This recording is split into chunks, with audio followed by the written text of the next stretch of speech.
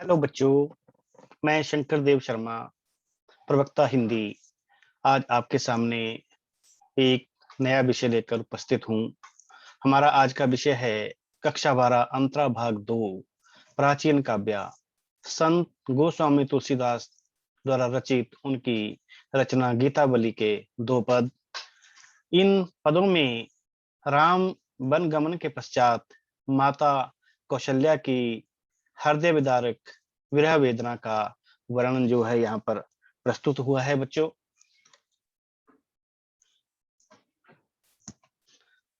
इस इन पदों का हम थोड़ा सारांश यहाँ पर देखेंगे। हमारी पाठ्य पुस्तक में कवि तुलसीदास द्वारा रचित ये काव्यांश उनकी रचना गीतावली से अवतरित है।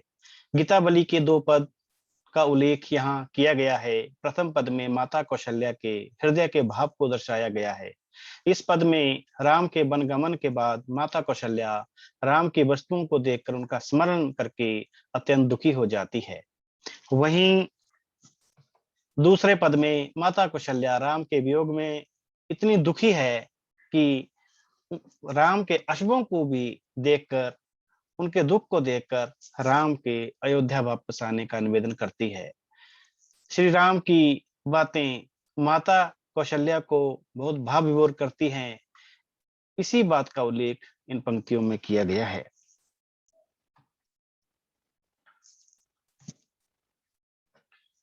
बच्चों, इसमें जो पद है, इस पद को हम पहले उच्चारण करेंगे। इसका देखेंगे। जननी निरकती बान धुनैया, बार बार उग नैन नीलावती, प्रभु जू की ललित पनहिया। कबू प्रथम जो जाई जगावती, कहीं प्रिय बचन सवारे। उठो तात बलि मातु बदन पर, अनुज सखा सब द्वारे। कहू कहती यूं बड़ी बार भई, जाऊं भूप पहाम पैया भैया। बंधु बोली जेई जो भावे, गई निछावरी मैया। कभू समझी वन गमन राम को, रही चकी चितर लिखी सी। तुलसीदास वह समय कहते, लागती प्रीति सिखी सी। तो इन जो इस कठिन शब्द इस पद में है, उनका जरा अर्थ भी हम देख लेते हैं यहाँ पे। जननी, जननी होता है माता। निरकती, देखती। धनुया, धनुष्वाण। उर्नैनी, उर्नैननी छाती, आंखों से लगाने, मतलब छाती से लगाना। लावती, लगाती। पनहिया, जूतियां। कहूं, कभी। सवारे, सवेरे। तात, पुत्र। बलि होता है बलिहारी। बदन, मुख। यहाँ पर बदन का जो अर्थ है यह मुख होगा। अनुज, छोटे भाई। बड़ी बार, बहुत देर। भूप, महाराज, महाराज दशरथ। जय, जीवना, खाने के लिए, भोजन के लिए जो पंक्ति में बैठते हैं। निछावरी, निछावर। चकी, चकित। चित्र लिखी, चित्र के समान। प्रीति, प्रेम। सीखी, मोहनी। तो ये जो पद है बच्चों, इसका प्रसंग हम देखते हैं। प्रस्तुत पद हमारी पाठ्य पुस्तक अंतरा भाग 2 में संकलित गोस्वामी तुलसीदास द्वारा रचित उनकी रचना गीतावली से अवतरित है। राम के वनवास के पश्चात माता कौशल्या अत्यंत दुखी है।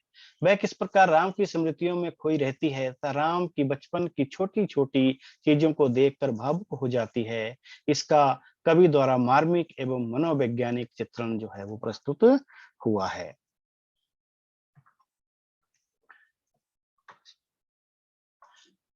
आगे है बच्चों, हम इस पद की जो व्याख्या देखेंगे। ये जो पद है, जननी रखती बान धनैया, बार बार उरी नैन नीलावती, प्रभु जी की ललित पनहिया। यहाँ मैंने इसका नीचे व्याख्या सल्लाद भाव पूर्ण रूप से दिया है, तो हम इसको देखेंगे। राम के वनवास जाने के बाद माता कौशल्या की जो स्थिति है उसका चित्रण प्रस्तुत ये जो काव्यांश है इसमें किया गया है। माता कौशल्या राम की बचपन की चीजों को, जैसे कि छोटे छोटे धनुष्वाण, छोटी छोटी जूतियों को देखकर जो है उनको देखती है, उठाकर बार बार उन्हें अपने गले से, अपने हृदय से लगाती है और फूट फूट कर रोने लगती है। कभी माता राम के शयन कक्ष में जाती है और उन्हें जगाने का प्रयत्न करती है, कहती है कि तुम्हारी माता तुम्हारे मुख पर न्यौछावर है, बलिहारी है, हे पुत्र उठो, तुम्हारा सुंदर मुख देखने के लिए बाहर तुम्हारे भाई एवं मित्र द्वार पर खड़े हैं, उन्हें अपने पिता महाराज के पास ले जाओ और तुमको जो भोजन अच्छा लगे वह भोजन तुम करो। फिर अचानक वन गमन की बात याद करते हुए माता कौशल्या दुखी हो जाती है। जब उसको स्मरण आता है कि राम तो वनवास को चले गए हैं, तो वह एक जैसे एक चित्र में किसी की जो मूर्त बनी होती है, वो स्थिर अवस्था में होता है, वैसे उसकी स्थिति, माता की जो स्थिति है कौशल्या की, वैसी हो जाती है, यानी कि वो स्थिर हो जाती है। अंत में तुलसीदास जी कहते हैं कि उस समय माता कौशल्या की स्थिति उस मोरनी के समान हो जाती है, जो अपने पंखों को देखकर नाचती है और खुश होती है, लेकिन जब उसकी नजर खुद के पांव पर पड़ती है, तो उदास होती है और अश्रु बहने लगती है।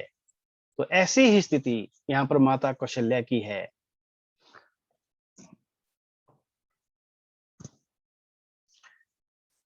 इसमें बच्चों हम विशेष देखेंगे, विशेष इन पंक्तियों में कवि द्वारा माता कौशल्या के पुत्र वियोग का मार्मिक एवं करुणामय चित्र प्रस्तुत हुआ है।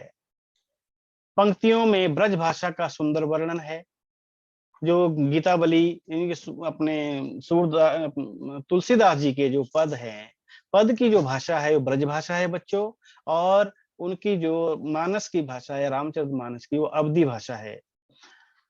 इन पंक्तियों में वात्सल्य रस का करुणामयी चित्र प्रस्तुत हुआ है। ज्यों जाई जगावती सब सखा, कबू कहती बड़ी बार, बंधु बोली चक्की चित्र लिखी सी। यहाँ पर बार बार जो है वर्णों की आवृत्ति से अनुप्रास अलंकार की जो छटा है। चित्र लिखी सी में, इस पंक्ति में, तथा सीखी सी में उपमा अलंकार की छटा है। तो ये इसका विशेष था बच्चों। अब अगले पद पर चलते हैं। हमारा जो अगला पद है, इसको हम उच्चारण करेंगे। राघो एक बार फिर आवो, ऐबर बाजी बिलो की आपने, बहुरो वन ही सिधावो, जे पे प्याई पुखी कर पंकज बार बार चुचकारे, क्यों जीवई मेरे राम लाडले, ते अब निपट बिसारे, भरत सौगुनी सार करत हैं, अति प्रिय जानी तिहारे, तदपि दिन ही दिन होत झांवरे, मनहु कमल हेम मारे, सुनो पथिक जो राम मिलहि बन कहियो, मातु संदेशो, तुलसी मोही और सभिनते, इनको बड़ो अंदेशो। यहाँ पर बड़ी करुणा से भरी हुई पंक्तियां हैं। माता की हृदय का जो यहाँ पर विरह वेदना का जो उसका पता यहाँ पर चलता है।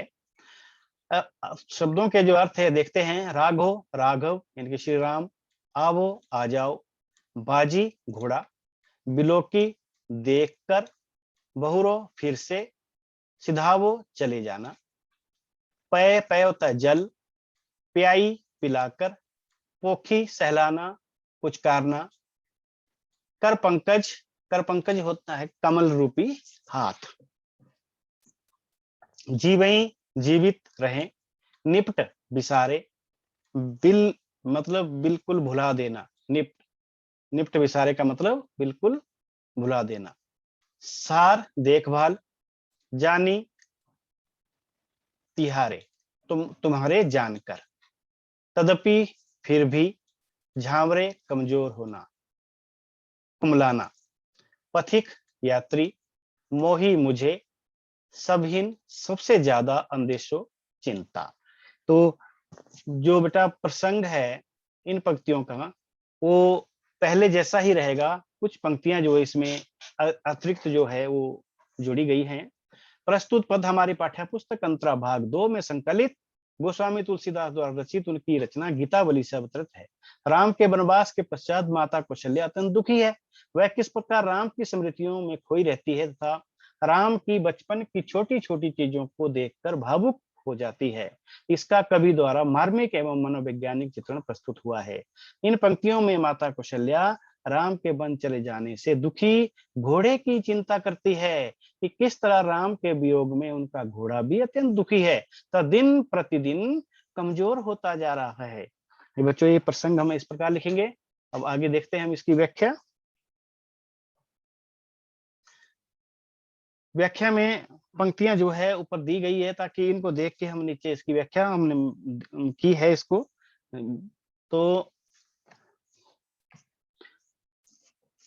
राघो एक बार फिर आओ, ये पंक्तियां हैं। व्याख्या है, प्रस्तुत काव्य पंक्तियों में के माध्यम से माता कौशल्या अपने पुत्र राघव यानी कि श्री राम को फिर से लौट आने का आग्रह करती है।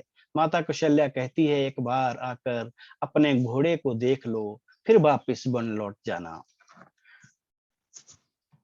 यह वह घोड़ा है जिसको तुम बहुत प्रेम करते थे, इसको तुम अपने हाथों से पानी पिलाते थे, इसके शरीर पर हाथ फेरते थे, पुचकारते थे। आज वही घोड़ा तुम्हारे स्पर्श पाने के लिए तड़प रहा है। इसके खातिर एक बार लौट आओ। लगता है तुम अपने इस घोड़े को बिल्कुल भूल चुके हो, तभी तो वापस नहीं लौट रहे हो। भरत जानते हैं कि यह तुम्हारा प्रिय घोड़ा है, इसलिए तुम्हारी अनुपस्थिति में भरत इस घोड़े का बहुत ख्याल रखते हैं, बहुत सेवा भाव करते हैं, लेकिन फिर भी वह दिन प्रतिदिन जो है कमजोर हो रहा है। तुम्हारे विरह में यह घोड़ा सूखता जा रहा है। माता कौशल्या अपनी विरह वेदना को इस घोड़े के माध्यम से व्यक्त करती है और रास्ते पर चलने वाले जाने वाले एक पथिक से, एक व्यक्ति से कहती है कि यदि तुम श्री राम से मिले तो उनको माता कौशल्या का संदेश देना कि हे राम, औरों की अपेक्षा वे तेरे घोड़े के लिए बहुत दुखी है, चिंतित है, इसलिए उसके घर आने की विनती करती है। और माता कौशल्या ये भी कहती है कि मुझे औरों की अपेक्षा जो है आपके घोड़े की चिंता है, कहीं इसे कुछ हो ना जाए, इसलिए एक बार आओ और इसे देखकर वापिस चले जाना। तो बच्चों, आगे देखते हैं हम इसका जो विशेष है। विशेष में हम देखते हैं बच्चों, इन पंक्तियों में वही पिछली पंक्तियां जो है यहाँ पर लिखी है। विशेष में ब्रज भाषा का प्रयोग है, वात्सल्य रस की का करुणा में चित्र प्रस्तुत हुआ है। अलंकार इसमें है, बरबाजी बिलोकी, बहुरो बनही, पै प्याई पोखी, सौगुनी सार, दिन ही दिन शब्दों में अलंकार अलंकार जो है अनुप्रास अलंकार है बच्चों। अनुप्रास अलंकार की छटा है। कर पंकज में रूपक अलंकार है, कर पंकज यानी कि पंकज रूपी हाथ। होत झामरे मनु कमल हिम मारे, यहाँ पर मनु शब्द आया है, इस कारण यहाँ पर उत्प्रेक्षा अलंकार है बच्चों। तो ये इसकी जो पद से हमारे इसकी व्याख्या थी, हमने प्रसंग भी किया, व्याख्या भी और विशेष भी किया, जो कि हम परीक्षा में भी ऐसे करेंगे। अब थोड़ा जो आगे प्रश्न है, इन प्रश्नों के ऊपर बच्चों हम एक नजर दौड़ाएंगे। प्रश्न है, राम के वनगमन के बाद उनकी वस्तुओं को देखकर माँ कौशल्या कैसा अनुभव करती है, अपने शब्दों में स्पष्ट कीजिए। राम के वनगमन चले जाने के बाद माँ उनकी वस्तुओं को देखकर भाव विभोर हो जाती है। उनका स्नेह आंसुओं के रूप में आंखों में छलक पड़ता है, अश्रु बहने लगते हैं। उन्हें राजभवन में था राम के भवन में राम ही राम दिखाई देते हैं। राम की बचपन का जो शैशवावस्था का रूप है वो दिखाई देता है। उनकी आंखों हर स्थान पर राम को देखती हैं। जब उन्हें इस बात का स्मरण आता है कि राम उनके पास नहीं है, वो 14 वर्ष के लिए वो दूर चले गए हैं, तो फिर एक चित्र के समान स्तब्ध सी, हैरान सी रह जाती है।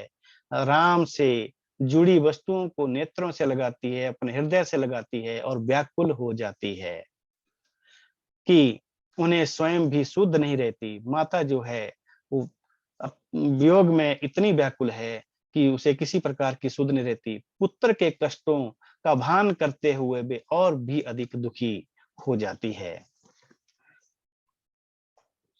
अगला जो प्रश्न है, रही चकी चित्र लिखी सी, पंक्ति का मर्म अपने शब्दों में स्पष्ट कीजिए। तो यहाँ पर जो अनुप्रास अलंकार है बच्चों, इस पंक्ति में चित्र लिखी सी, इसमें चित्र लिखी सी, इन चित्र के समान जो है हो जाती है माता कौशल्या। इस पंक्ति में पुत्र वियोगिनी माता का दुख दृष्टिगोचर होता है। माता कौशल्या राम से हुए वियोग के कारण दुखी और आहत है। वे राम की वस्तुओं को देखकर स्वयं को बहलाने का प्रयास करती है।